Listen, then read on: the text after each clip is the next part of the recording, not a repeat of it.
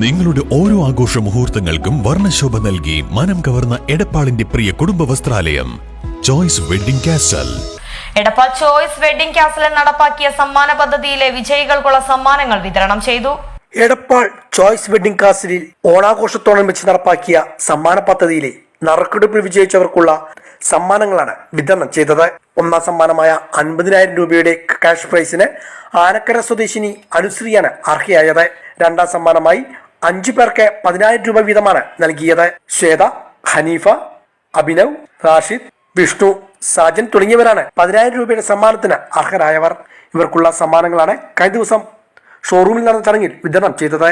എടപ്പാൾ വ്യാപാരി വ്യവസായി പ്രസിഡന്റ് പ്രകാശൻ ചടങ്ങ് ഉദ്ഘാടനം ചെയ്തു. വ്യാപാരി അംഗങ്ങൾ ചേർന്ന് സമ്മാനദാനം നിർവഹിച്ചു.